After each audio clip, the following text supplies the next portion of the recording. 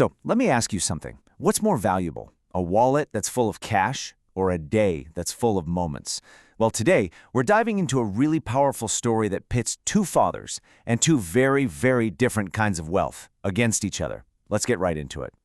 So, to really get to the heart of this whole thing, we've got to meet the two fathers in this story. Now, on the surface, they're just a couple of dads, right? Both trying to do their best. But, as you're about to see, their definitions of what best actually means, well, they couldn't be more different. All right, first up, two fathers, two worlds. Let's take a look at how their lives really stack up against each other. Okay, so on one side, you have this van driver. He doesn't have a lot of money, but he seems to have all the time in the world for his son. And then, on the other side, you've got this high-ranking police officer. He's so laser-focused on his career that his son, well, he becomes almost invisible. And you can see their core values play out in these tiny little moments. For the van driver, saving a little bit of engine oil isn't just about saving money. It's a life lesson. But for the police officer, his son asking for help is just an interruption to his important work. It's such a subtle thing, but it tells you everything you need to know. And this quote right here, it pretty much sums up the van driver's whole philosophy on life. See, his son comes home from school one day, kind of embarrassed about his dad's job, and this is his dad's response. He's teaching him that your character, who you are, is worth so much more than any fancy job title.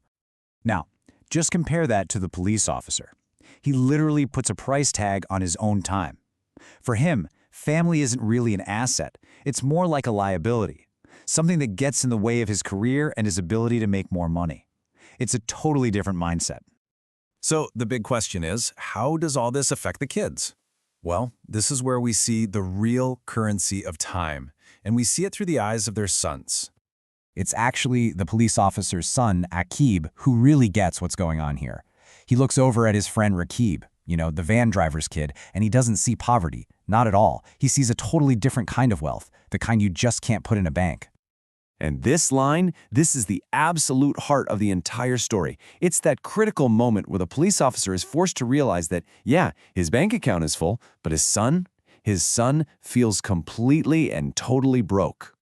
So as you can imagine, his son's plea just hits him like a ton of bricks, and he decides he's got to do something about it. But here's the twist. Instead of fixing his own problem, his lack of time, he decides to fix the other family's problem, their lack of money. And this is where things start to get really, really interesting. I mean, his logic is kind of simple if you think about it. He figures, hey, if the van driver had more money, he'd be happier, right? And that would somehow magically make his own son happy. He's trying to solve this deeply emotional problem with the only tool he really understands: cold, hard cash. So he offers him 5 lakh taka, and we're talking a significant amount of money here.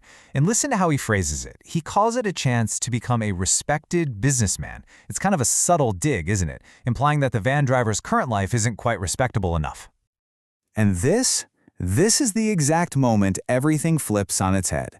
That gift, the one that was supposed to be a solution, it ends up creating the exact same problem, just in a different house. The great reversal begins. And the transformation is just shockingly fast. The van driver gets the money, starts a business, and almost overnight he becomes the very thing the police officer was, too busy. It's a perfect and honestly a pretty tragic role reversal. And this just lays it all out, crystal clear. Before, he had time. After, he has a business. He basically traded that priceless connection he had with his son, the very thing the police officer's son was so envious of, for a new title and a bigger income. And then you get this absolute gut punch of a moment. His son comes to him so proud with a great report card, and what does he say? The exact same "I'm busy" line that the police officer used. The transformation is complete. He's become the very man he was supposed to be the opposite of. So 6 months go by, the experiment is over, and the two fathers meet again for what you could call the final reckoning. The now businessman, he's full of pride. He starts listing off all his achievements: a new business, a new house, a happy family.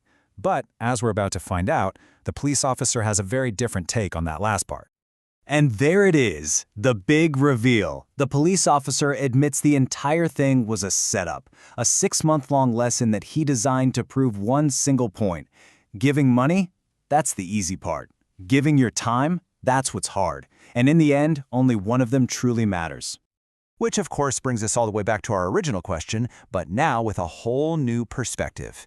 After all that, which father is the richer man now? You know, the story doesn't really give us an easy answer. It just asks us to look at our own lives and decide for ourselves, what are we really investing our time in? What do you think?